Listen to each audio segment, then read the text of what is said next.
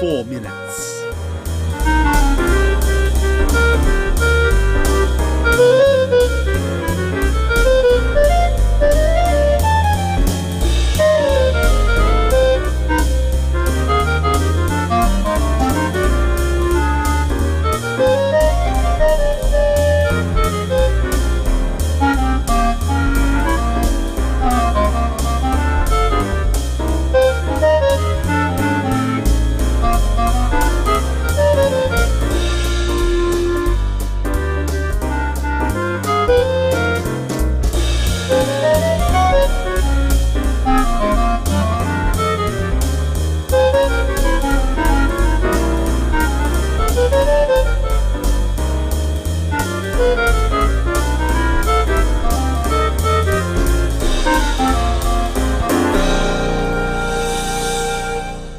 Three minutes.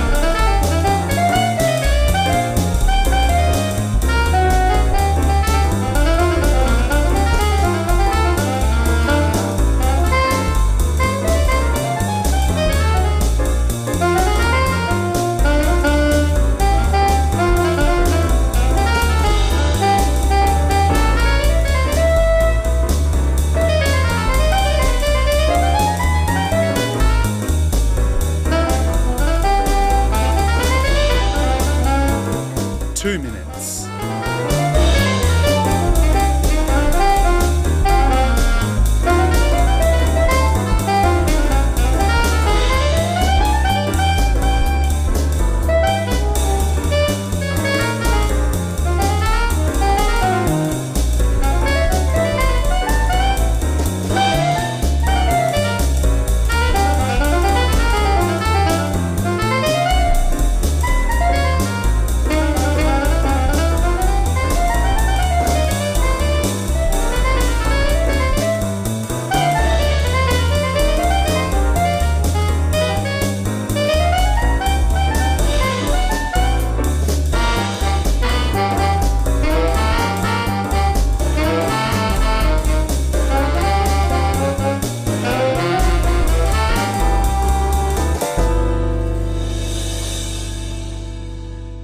One minute.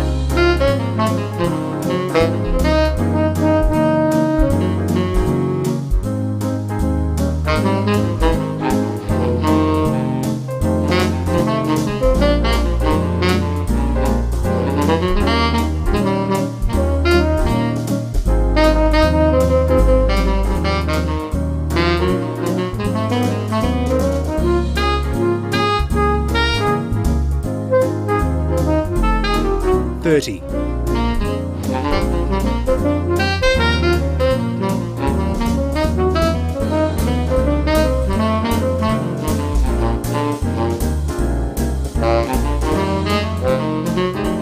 Stand by.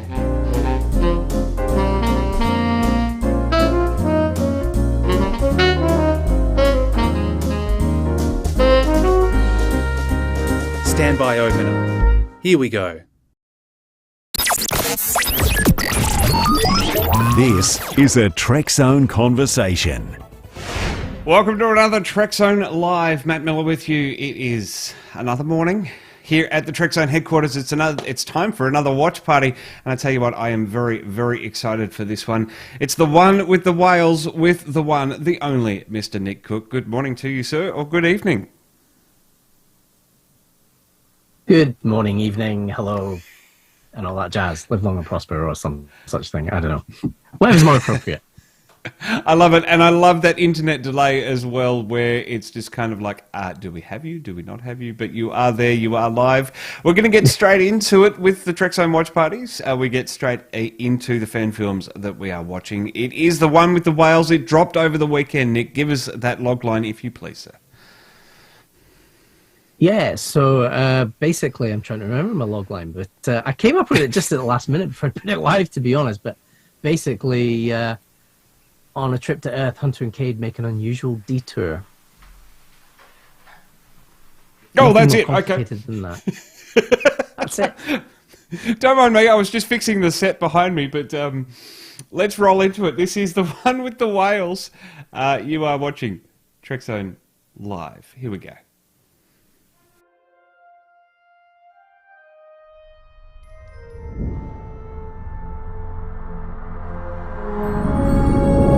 Captain's log, stardate 65003.2. A sudden crisis has forced us to travel into the past, to a mad, crazy, outrageous time. Earth, San Francisco, 2016.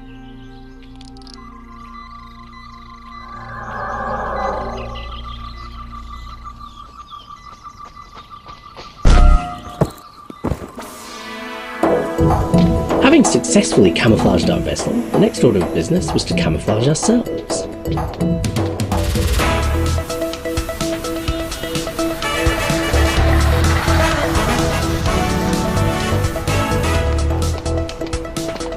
Our mission was simple: locate and retrieve 2 humpback whales. A daunting prospect to be sure, but we knew what we were doing. This way, dumbass. Pull a double dumbass on you!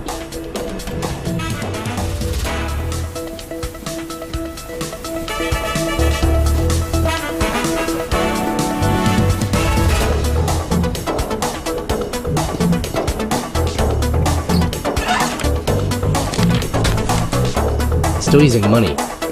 We gotta get some.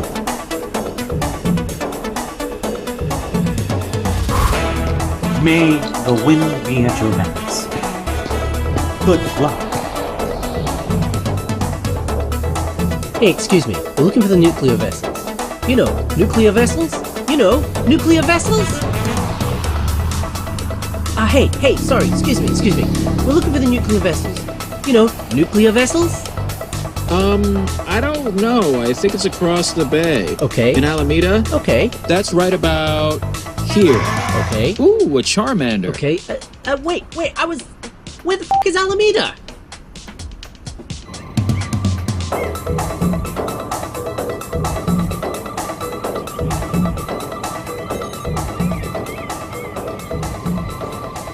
Diesel.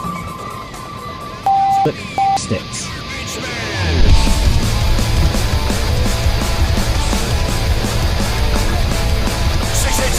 Excuse me. Excuse me. Could you turn that down, please?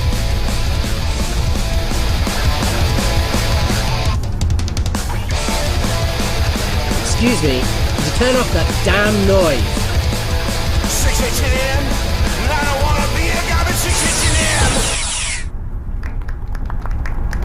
I hate classical music too.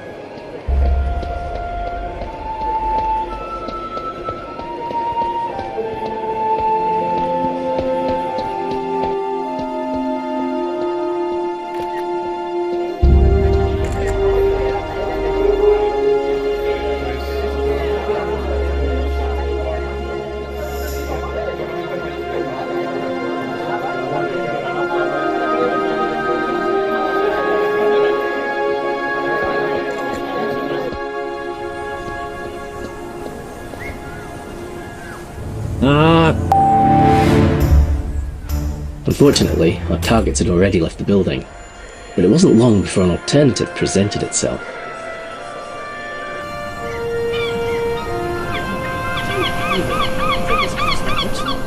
We're back in the 21st century. It's a primitive time, and we've forgotten where we are. Who's got that? What do you mean, Santa? What are you talking about?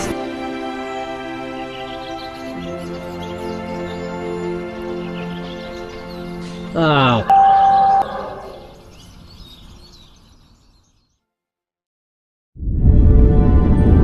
And with that, all that was left was a quick slingshot around the sun.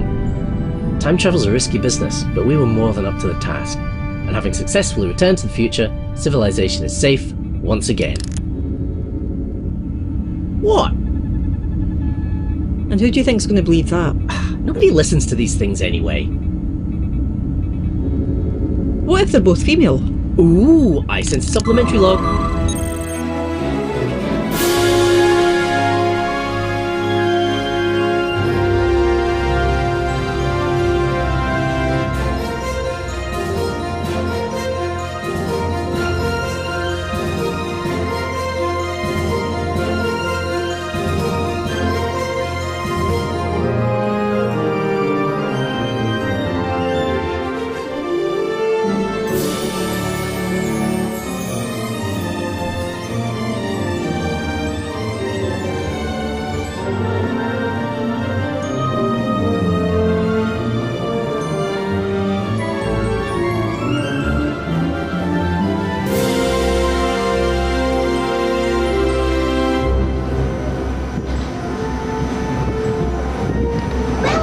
Exact pair only.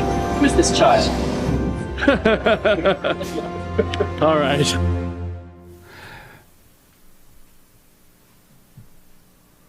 Who is this child indeed, Nick Cook? I love it, my friend. Brilliant.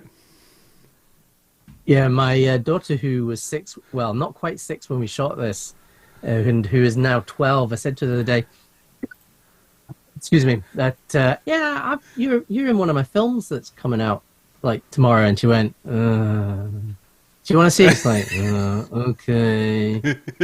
And she's like, and walked away from me. Yeah. I love it. Your She's beautiful like, it's daughter. fine. Yeah, I'm not going to tell your friends about it, Sam. Don't worry. I've got far more embarrassing videos than that, so, yeah. Correct. And We'll it is save your it for when she absolute... gets married. Exactly right. And it is your absolute duty as her father to have all of that incriminating evidence to bring out at each of these milestones. Yeah. And I mean, I was lucky growing up. We didn't have cell phones, mobile phones, and all that crap, and cheap video cameras and stuff. So, I mean, I've hardly even got photographs from when I was her age, and I certainly don't have video, so there's none of that shit on me. But I've got so much material on her, it's ridiculous. But I'm not that mean, so, I'll trickle it out from time to time. Save it for later. Yeah. Mate, I love this one. So this is 6 years in the making. And I think we've known each other for at least that long. This is the best part about getting to know people and hanging out with people over such a long time. As you say, your daughter is now 12. I remember her being very young. I've never met your family. I've never met you in person, but I feel like being Facebook friends, being internet friends, that is just as good and just incredible. So what took so long to get this one out, Nick? So, I mean, without going into too much detail, so we were going to San Francisco on holiday in 2016. So first we were going to San Francisco, then we were going to Vegas for the 50th anniversary Star Trek convention. And we kind of planned to go to Vegas first, and our friend who lives in in San Francisco, George Gracie, not his real name, he suggested very kindly that, he would show us around some very well-known Star Trek. And I can't remember the order we discussed this in, but it was his idea to do this film, basically. And he said, he knows the locations, he'll do some more research, we can shoot it guerrilla style, he knows what he's doing. He's a filmmaker and he's a writer in his own right, a very good one. And, it was his idea. It was his story. So he kind of drove us around these places and he filmed it and he roped in his friends like Ryan and Mark and Eric and Bo Williams, who was from Hidden Frontier, who I knew, had arranged to come up and meet us anyway. He said, you're going to be in San Francisco? Oh, yeah, I'll come and meet you guys. And we kind of roped him in. And it just kind of came from that. So we shot it very quickly. And I mean, I couldn't tell you how many hours it took, but I would say we shot it in bits, dribs and drabs over about probably 3 or 4 days, maybe 2 or 3 days. I can't remember all the details. George did promise to send me an email, which is probably sitting in my inbox, actually, with all that. But anyway, he shot it. He had a rough cut very, very quickly, which he sent to me. I said, this is actually pretty good, but obviously we needed to ADR it. We needed a lot of effects work. And then George is a busy guy. George is a very busy guy. So it kind of sat for a while. And they said, well, look, I should send you the footage and you can finish it.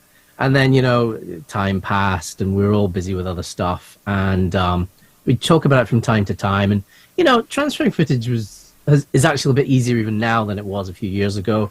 So eventually we kind of... He got the footage to me. I must have been about maybe 2020, roughly. And I thought, right, let's do it. So, like I said, George had done a rough cut. It was pretty good. I did very, very little to it. I mean, I've said this elsewhere, but I wish my rough cuts were actually that polished. So I made a couple of little tweaks in places, put the credits together, because I thought, well, actually in the movie they did kind of these screen grabs from the movie. Let's do the same. And the other thing I had to do was I had to do the voiceover. And the voiceover I found very, very, very difficult to write. I have never done parody in my life. I've done pantomime, but I've never done parody, and I certainly didn't write pantomime. So trying to find the right tone for it, and trying to get, because I hate writing log entries, I hate writing voiceovers.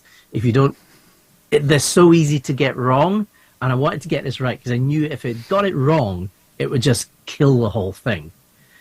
So I kind of bounced a few things back and forth to George, and at one point there's the bit about the nuclear vessels, and I was very in this kind of mindset. It's like, why are they looking for nuclear vessels? This makes no sense. Oh, I know. We can explain this. Let's have all of a sudden the action stops and there's this like little interaction between Hunter and Cade where they talk about why are we going for nuclear vessels? Oh, because and it's like, and Hunter's like, well, to recharge the dilithium crystals, and Cade goes, but that's automatically done now. It's been over 100 years, and I'm like, oh yeah, okay, never mind. I was on it, and George said to me, that actually don't need that, because why do you need to know that? I'm like, oh yeah, actually you're right.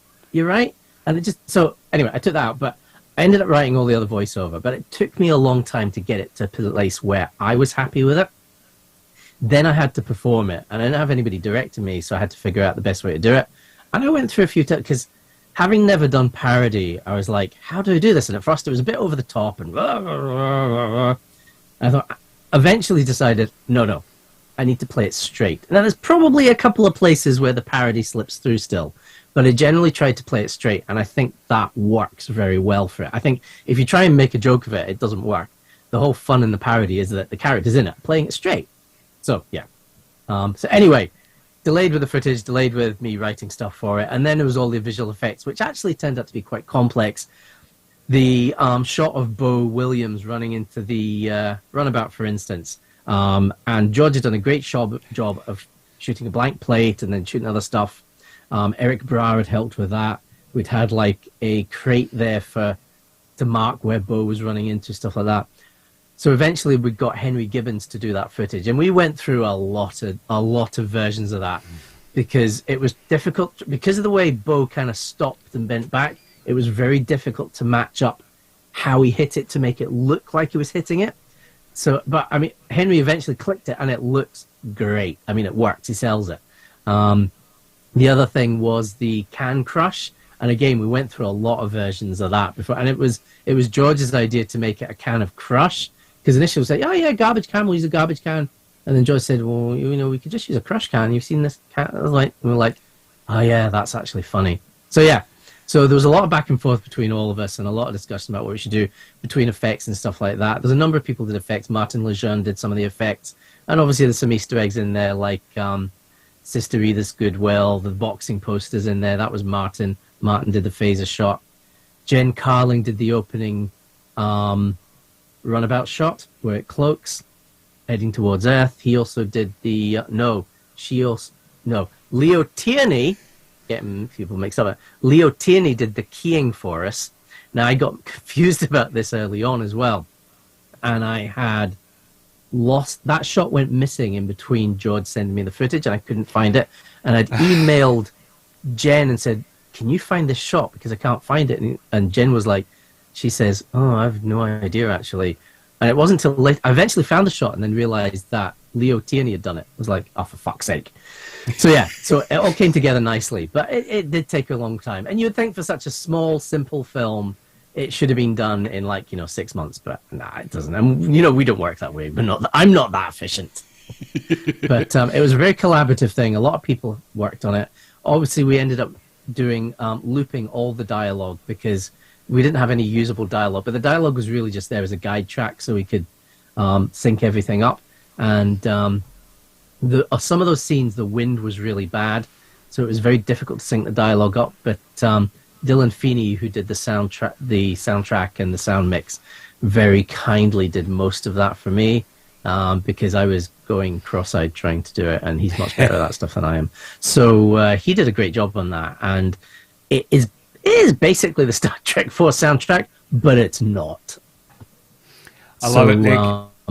Yeah. And I think the other thing with it as well is that then it Punk on the Bus comes... with Eric Ra. We actually used Eric's music, which was great. Right, yep. We lost you there for a second, but you're talking about sorry. Eric's music. Yeah. You still hear me? I've still got you there, Nick.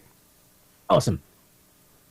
I was just saying too that it just works in really well, and then with these delays, then you find a milestone to celebrate, and it turns out that there was a milestone, and it was the anniversary of Star Trek 4, which is where this Intrepid installment fits in. Yeah, and if I remember rightly, we'd always planned to try and release it on the Star Trek 4 anniversary, but originally it had been intended to be about 4 years ago. But we'd always Which anniversary? for that target. Yeah. So, yeah. But yeah, it was just fun, and there's a lot of visual gags in there. I mean, I quite like the Khan gag. I always had a bee on my bonnet about Benedict Cumberbatch being cast as a, Indian guy. And, that wasn't my gag. That was George's gag, but it's a funny gag, and I totally on board with that. But just there was so much stuff in there that was just a lot of fun. And it was the best part about it is this is basically our holiday video, because the three of us went on holiday. We met up with some friends. We had a really good time. We shot some video, and that's what it is. Basically, this is a record of most of the places we visited and had fun, like the Cetacean Institute, the Monterey Bay Aquarium, basically, and all those places from Star Trek 4. And it was just a lot of fun to do. And anybody who gets a chance to go to San Francisco should go to these places because they're fun. Absolutely, they should. Now, I also believe that you've gotten a bit of cred out of this one as well. Kirk Thatcher loved it and enjoyed it, and suggested people check it out. That was very kind of him. And I think a lot... we were really lucky with this film, and I guess I say this a lot, actually, that sometimes we're just lucky and kind of lightning in a bottle thing. I think we're very fortunate in that I have a lot of friends that are very passionate about this stuff and very talented, and for some reason seem to rope me into these things and want to work with me, or are willing to work with me, maybe not want to work with me.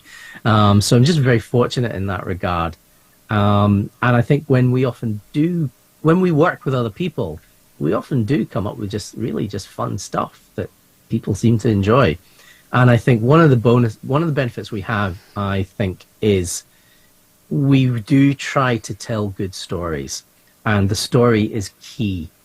If you don't have and people might disagree with this, people might think my stories are terrible, or our stories are terrible, What people appreciate in a story is very different. One person's Shakespeare is another person's, I don't know, General Hospital. I don't know. Yeah. Neighbours. There you go. Neighbours. There you go. Yeah. That's appropriate for speaking to an Aussie. And I'm part Aussie, so Which is coming back, by the way. Got cancelled. Got renewed by Amazon. Thanks very much. Again. Okay, so now I really need to get my Australian passport so that I can come and work on Neighbours. There you go. There you go. Yeah, I'm probably talentless enough that I could work on. Actually, I can't even say that because I've had some really good actors on that show who have become really famous. So I can't even claim it's for talentless people. So I've got Harley no Minogue, Gary Guy. Minogue. I know. I'm blanking on so many. There are so many. Me too. But I know who you mean. I know exactly who you mean. Yeah. Yeah. And don't forget Home and Away. That's the other one. And I've never watched these things ever in my life. And what I love about soap operas is that they recycle their storylines. Now the cliffhanger from Home and Away, the season final has ended with the bride-to-be driving to her wedding. Nick, I cannot make this stuff up. She's driving to her wedding. She's lost control for some reason. The car has exploded. And now we don't know whether she's going to survive. Now, the promo for the season return is already out because we can't have a cliffhanger for too long. Who comes to her rescue? Is it fire? Is it EMS? Is it the police? No, it's the groom. Kylie Minogue? No, it's the groom. What's the groom doing in a car crash? And where are the fire engines? Honestly. I you know, if it was actually Kylie Minogue coming to the rescue, I might actually watch. No, I probably wouldn't actually. Just catch a couple of episodes of Doctor Who. True. Hey? True. Hey? Deep cut science reference. I know exactly the one you mean. Look, we should probably jump back to Starship Intrepid and the one with the whales. I love Ryan's comment. We're actually getting a few comments being caught by the censor in the chat because, of course, that is the film that it is. The Double Dumbass on You San Francisco tour is suggested by Ryan Riddle and Maurice. I think that is brilliant. Frank, the tour guide, to set up the Double Dumbass tour of San Francisco. I think we'd be down for that, wouldn't we? That's very wise. Yeah, totally. I have done the Double Dumbass tour with these guys, so I can attest it is super fun. Super fun. I mean, San Francisco. Have you been to San Francisco at all? When I was about this big. Well, this big. Okay. I think I was 10. I highly recommend. I mean, it's on my bucket list to go back again, but I mean, the two things that really about San Francisco that were best for me, I mean, other than meeting up with friends, was one, all the Trek locations, but also actually all the kind of the history there, and also Harvey Milk's a hero of mine in a lot of ways, and it was really nice to go to the Castro and visit his camera store, or what used to be his camera store, and kind of see that area. So, and wow. City Hall as well. So I found that quite moving, and I keep mentally going back to that. Actually, it's nice to know that I've been to these places and see where a lot of that history happened. But yeah, it's just a great city, so highly recommend it to anybody. There is something to and be said. Take the Double Dumbass tour. Absolutely. And then beyond that as well, the ultimate Star Trek experience for a non-US citizen would be to hire Larry Nemenchek for a couple of weeks and just get him to take you around to every location around the country. I think would just be absolutely incredible. There is so much to see and do, you know, in general, but then with all of these Star Trek filming locations as well. I know that you've been to Vasquez Rocks as well. What's it sort of like? I guess I've never done this. So what's it like to head to the other country? I had a dream last night that I was flying into Bermuda. I don't know why. It was a very odd approach angle. We kind of came in on a 45-degree angle. But anyway, that's an aside. Going to Star Trek filming locations, here with this film, you've gone there, you've filmed. Are you looking at doing others? What's it like to go to these locations and just be immersed in that history? I love these things. I mean, I am a massive Star Trek nerd, as if that wasn't glaringly obvious. But any of these locations, you know, they always have an impact on me because it's like going home in a lot of ways. I have a particular soft spot for Vasquez Rocks. I did actually shoot something. We were out there on holiday for a week this year. I did shoot a short something in Vasquez Rocks, which is going to need a lot of work to make it actually usable. But it was one of those go out there for a couple of hours with some friends and shoot something. So, you know, that might come out at some point. I have got the footage, thankfully.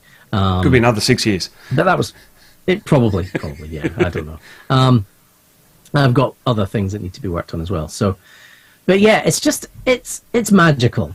It is magical. It is...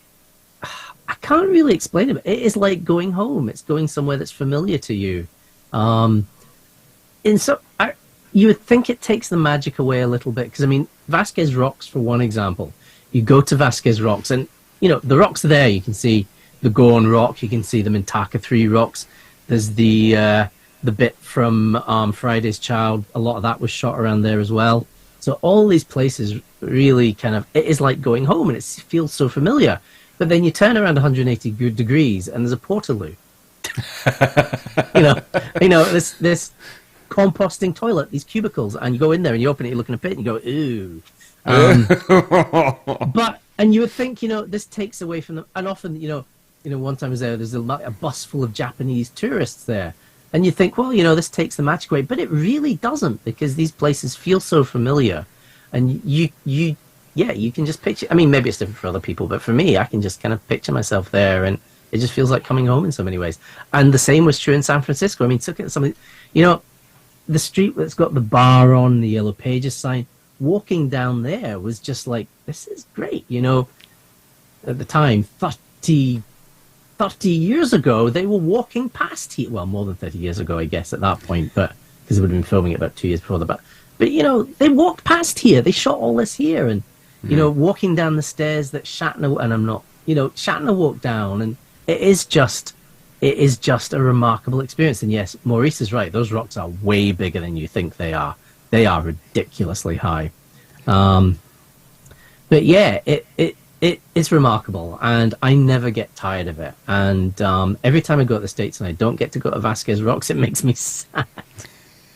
Well, every time I go to California, I don't get to go to Vasquez Rocks. It makes me sad. If I'm on, like, you know, Vegas or something, it's a bit hard to go to Vasquez Rocks. It's a bit of a trip. But if I'm in LA, and not that I'm in LA a lot, but, you know, if I do get to go out there, I really kind of want to go to Vasquez Rocks. So we've probably been to Vasquez about four, maybe 5 times. First time we went with Rob Caves and a bunch of the Hidden Frontier crew. They took us out there, and that was just fun because it was just out there. And a lot of the time we've been there with friends, quite often friends from Hidden Frontier. So it's a fun experience. Which is making a comeback, I believe. There's a bit of remastering going on for that crew. And funnily enough, when we were out in August, we visited Rob, and we had a little barbecue with Rob and some of the Hidden Frontier gang, and he screened an early version of that for us. Oh, wow. It was fun. What were your thoughts, aside from fun? It was fun. It was incomplete because there are gaps in it. But it was... I enjoyed it. It's definitely a continuation of Hidden Frontier. And one of the things Rob will probably tell you himself, and you should definitely get Rob on here. Yes. But one of the things Rob will tell you himself is Hidden Frontier definitely exists in its own kind of continuity bubble. Just especially with all the new shows and so many fan films out there now, they really are kind of their own thing. And I'm proud to have had something to do with that, and to have something to do with it again in the future, because maybe I appear in that thing. I couldn't possibly say. Yeah.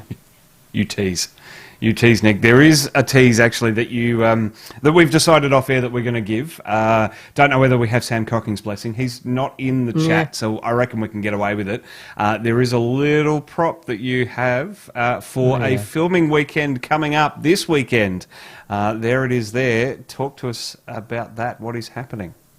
Well, if you don't know what this is, I mean, seriously, it's. Are you even a Star Trek fan? Yeah, I mean. Yeah, so this is a prop for, and it's not a secret that Sam's doing the Time Heist one based around Vija. So this is one of the props that we are using in it. I'm not going to tell you how and why this appears, but it will appear. Very, very exciting. How and why it appears, he will kill me. He will. He has death squads on every continent. Yeah, I accidentally shared a photo once that showed Nim in the kind of Picard flashback costume, and he got very upset about it. I'm like, well, I didn't know that was actually a spoiler. Oh, okay. I felt very bad. He was upset. I think I did a spoiler as well on one of my live streams a few weeks ago.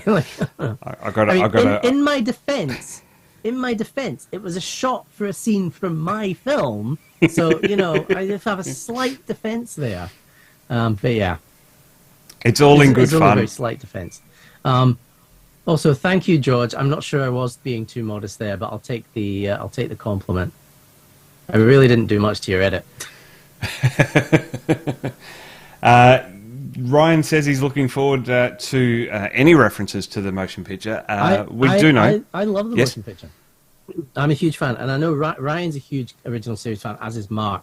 Mark does the amazing Trek comic, and if you are not subscribed to that on Patreon, you really, really should be. He and Ryan have done a lot of work on coming up with some really fantastic stories there. And it really is some of the best fan-written Trek you'll find out there. Highly recommend that. If you haven't read those, read it. You don't have to subscribe to the Patreon. The comics are available on the site and on Facebook. But if you enjoy it, I would strongly suggest subscribe to the Patreon. It's great. It's great work. It's far better than anything I write. And that is a very sound, ringing endorsement coming from you, Nick. Got to check that out. Got to wait for Hidden Frontier, the remastered, to come. We've got to wait to hear about the filming of the Voyager film. That's happening this weekend. And let's just do one more little payout on Sam. He only sent you the script this morning, and it's a first draft. He sent me the script. Well, to be fair, most of Sam's shooting scripts are his first drafts, but don't tell him I told you that. I can see. Yeah, I've seen one. I can sense Maurice already. His hackles going up at this when I say that. But Maurice is a very, very, very skilled writer in himself, and I've learned a lot from Maurice over the years, and yeah. Well, thank you, Ryan. I think one of the things, though, having said that Sam sends us first drafts, and he's done it to me as well as an actor for him, he knows what he wants. So while it may not necessarily be on the page, he knows how to get the delivery out of you to make it work. And every time he releases a film, it's another step up, which is just incredible. I agree. One of the nice things about working with Sam, to give him his credit though as well, is one, he is actually a very good director, and he knows how to get a performance out of his actor, and he knows what he wants. He absolutely knows what he wants. And sometimes it's not what you want to give him, but his instincts tend to be right, I've found. The other thing that's very good is he respects the fact that he's writing for a character that I created, and he gives me a remarkable amount of freedom to tweak my lines, sometimes a fair bit. There's one scene in Convergence actually which we originally shot as written, and it was at the time it was a little bit, I don't know, but okay, okay. So I did it as shot. Then when we ended up having to reshoot everything, I kind of went to him and said, look, I'm not really happy with this scene. Can we do it? It's like, but I thought it's like, no, I'd really... He said, okay, fine, you write what you want. And he let me do it the way I wanted. And obviously had comments on the performance, but he let me rewrite that bit to suit where I thought it would go with the character. And some of that came from things that have come out of the character since I've been working with Sam as well. So, I do enjoy working with him. Very, very cool. Now, George has asked me to ask you about the diesel vessel visit. We did that twice, if I remember rightly. I can't remember why we shot it twice. I think the first time we shot... The second time we shot it, I think, was when we were heading to the airport, if I recall correctly. Waiting for the internet delay to catch up for George to watch this bit so that he can comment. Now that you mention it, George, I do recall you did email me a script for Wales. Yeah. I don't remember much about it, but I bet I've still got the email in my inbox because I never delete anything because I'm sad and orderly. Hey, no, I do the same thing as well. Which is not surprising because you see my office, which is covered in partly constructed costumes and, shit. Outlook was telling me the other day that I've got 15 gigabytes of emails, Nick. Now, we know the size of emails, so that's a lot of emails that I've got in my inbox. I may not be far off. Although, one thing I'll say, my wife is very similar in that she doesn't really delete stuff, but she also doesn't read it, so I've frequently seen her with... I'll catch a glimpse on her iPad screen and I'll see, like, why have you got 15,000 unread emails? And she'll be like... That annoys me. That annoys me so much. No! I can't answer them with that. Or at least delete them. Sort them. Delete them. Yeah, no. I mean, once you get to 15,000, it's really hard to get rid of them. Yeah, I suppose. That's where Control A and how do you Shift go through Delete help. 15,000 emails? Well, Control A and Shift Delete. Yeah. At this point, they're clearly not important. Yeah. Oh, maybe you're right, George, actually. Maybe you're right. Maybe we did only shoot it once, but yeah. It was 6 years ago, and my memory is not what it ever was, actually. Oh, yes, I remember that. I got to walk in Neil Armstrong's footsteps. That was amazing. I have photographs of me walking in Neil Armstrong's footsteps. So that is the ship that picked up the Apollo 11 crew. when they splashed down. Right. So Wow. yeah, so that was pretty cool to visit. Pretty cool to See, visit. this was just a family holiday with the Star Trek fan film bolted onto the side of it. That's literally what it was, and that's what I say. I mean, this film is literally our holiday video because we were all on holiday, and even stuff like the bus scene was interesting to shoot because we had one go to do that. So we got on the bus. We managed to get a few takes. We were on it long enough that we got a few takes of Eric doing his thing, and in most of the takes he was doing, flipping the finger. And in one take, and I'm sure it must have been George that suggested just do the Vulcan salute. And that's the one we go with because actually it's funnier. So the only thing is we didn't get the classical music line when we were on the bus, which is why it's kind of looped over at the end. And originally it was supposed to be Hunter says that. But when I was kind of finishing up the edit, I kind of looked at it and went, I think just because of the way Cade looks to Hunter, it just makes more sense for Cade. And Cade's the one that shoots him. It makes more sense for Cade to say it, I think. So that's what we went with. But and it was fun. And we had originally planned to do the whole, what does it mean exact fare only thing. So the plan was like, okay, so we're going to have to do this really quickly. So get off the bus. I'll get off this side of the bus. You get off that side. I'll run around and just do the line as you get off the bus. And we did it. It was great. We did one take, but we couldn't use it. So we just thought, you know what? It'll work as an outtake at the end. I love it. And there was also another yes? outtake of us walking across the road with the Star Trek Beyond billboard in the background. Oh. In the cinema. But we didn't use it. And it was in the after outtakes at the end of the episode for quite a while, up until probably about couple of months ago. And I took it out and went, nope, doesn't work in there. We'll just leave that one in. Very, maybe a little too meta. Possibly. Quite possibly. It was kind of funny, though. Yeah, absolutely. I love it. Nick, it is awesome to chat with you about Starship Intrepid. We've been doing it for so long now, it just becomes part of the furniture here at the Trekzone office. And, we said goodbye to Aaron yesterday, who wrapped up his anthology, his second season of his anthology, These Are the Voyages. He is promising a return, but not for a little while. There's some things in the real world that he wants to experience and do. So that was a little bit of a bittersweet moment, a little bit bittersweet as we wrapped up, and I finished chatting with him in the green room after the show. You're not going anywhere, though. There is more Starship Intrepid to come. There is more Starship Intrepid in Trek Shorts to come. You're filming this weekend with Sam. I'm a sad bastard, so I'll be doing this stuff until I'm older than dirt. I'll probably be senile and doddering and pushing around with a Zimmer. Beam me up. Wait, what was my name again? Yeah, that may well be me. At that time, I maybe have convinced myself that I am a Starfleet officer or something in reality. I'll not know any better, but maybe that wouldn't be so bad. But yeah, I don't know. I mean, I've never really thought of stopping doing this stuff because at the end of the day, it's my hobby and I enjoy doing it.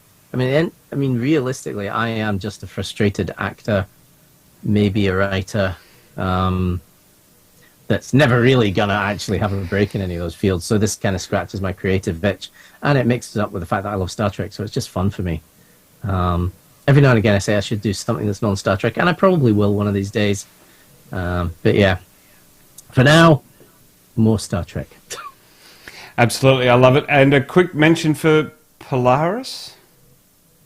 So Polaris, which Maurice has mentioned, and I said earlier, I mentioned about the Polaris crew being in the room. So in fact, it is 13 years ago today, Lucy and I were flying out to Vegas prior to flying out to Washington, D.C. to work with Dennis Bailey, Maurice Molyneux, John Broughton, Paul Sieber, and a number of people on a film called Polaris, which was supposed to be this original kind of science fiction kind of Forbidden Planet type film. And we shot it. We shot all the interiors. The guys had built a set for it, which was phenomenal. We've got costume. We had amazing costumes and props. It looked great. And then it's for us run into a lot of post-production problems. And also kind of needing someone that would take kind of the reins of it and kind of push it forward as well, which Maurice has very kindly volunteered to do in the last year or so. So, yeah, it's there, Maurice. It's still hanging in my cupboard, which reminds me I need to do some pickup shots for you very soon. I'm sorry I haven't done it. I keep making stupid excuses of why I haven't done that, but it is that I've just been really busy and preoccupied with stuff. I will do it, I promise. So we shot this film, and there is a trailer out there somewhere on YouTube if you look for it, but it is just it's a fun film which has that kind of 1950s feel but slightly modernized to it. It's very much in the tone of Forbidden Planet. And I think it's just a lovely film, and I think when it's done, I think it'll be very, very... I think people will enjoy it. Paul Sieber is the main cast member in it. He plays a starship captain. I'm his first officer. Gina Hernandez is in it in a very major role. She's one of the two leads, her and Paul. It's just a fun film, and I've been wanting to see it finished for years because we all had so much fun doing it. I've always joked that I want to do a sequel to it, you know, and I'm kind of like, please finish it while I'm still young enough to play in the sequel, because it really should have it. It's left in a place where it really deserves a sequel. It doesn't have to have a sequel. It wraps up nicely, but a sequel would be good. Absolutely. Looking forward to that. Looking forward to the one with Vija. Looking forward to Starship Intrepid. Plenty more to come. This might be our last chat for 2022. I say might because it might not be. But You Nick, never know. exactly right. Looking forward to keeping up with everything that you're doing, just as we have been, just as we will continue to be, and doing it next year with Trekzone TV. Looking forward to going 24 hours on our YouTube channel. So you've got to be making more content so that I've got more stuff to talk about. Oh, I will. I mean, I've got a few things in post at the moment. We finished Echoes, which you already know about. Or we finished shooting Echoes anyway. There's a lot of post-production to do on that. But I've got another short film which Sam actually wrote and directed for me, which also guest stars Alexa Brown as her character of Joan Keller. That will be coming up hopefully next year. There's still a little bit to shoot for that. There's another film that I'm in the process of shooting called Conviction of Demons. We've got about one scene and a very small scene to shoot. And that's nothing major, but it's just a kind of little courtroom drama kind of thing. And I have multiple other scripts that are waiting for actors to be available to be able to come and work on them. And we're shooting another longer film written by David Eversole, who's done a lot of Project Potemkin's films.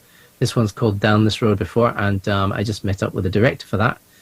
Someone new who's coming in to work with us, who actually knows what they're doing, which will be a nice change of pace for me. I'm like to stress that I'm the one that doesn't know what they're doing. I'm not pointing that at anybody else other than me. Before anybody takes offense at that, because somebody will probably misread that comment. An actor/director called Jill Hunt is going to come in and direct that for us, and I'm really looking forward to working with her. So that should be a fun film. So we'll be shooting that next year. And there's loads of other stuff coming up from us. We will probably take months and years to finish it all, but it'll be done. We'll release it out, and of course we will give you sneak peeks and stuff, Matt, because we like you. I love it, Nick. And next year, 20th anniversary of Trekzone. The World Tour is under consideration. The Star Trek fan film World Tour is under consideration. So plenty of exciting stuff. Please keep going. It's funny it's your 20th anniversary because it's also our 20th anniversary next year. There's got to be something in that, surely. Yeah, there is. We must do something.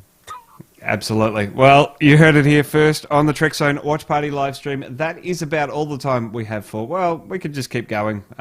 There's real world work to get. There's sleep for Nick to have.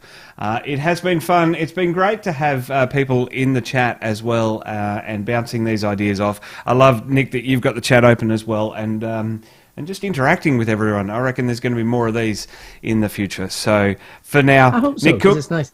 It's been great to be on. I keep trying to wrap up, but you keep saying. No, what were you going to say, Nick? I was going to say, it's nice to actually be able to interact with the chat. It's slightly difficult because of the time delay between the live chat with you and what's on there, so I've kind of got to get that muted, and I'm bouncing back and forth. But yeah, I like being able to interact with the chat, even if I'm not doing it very much. Yeah, That was all I was absolutely. gonna say. About a 30-second delay to get it to YouTube, and I think I'm working on about a 32-second delay with Trekzone TV for next year. Planning for that is happening. Nick, stick around, keep doing what you're doing, and we will chat with you again real soon. For now, though, Nick, thanks for beaming into the Trekzone Watch Party. Thanks for having me, Matt. Good night.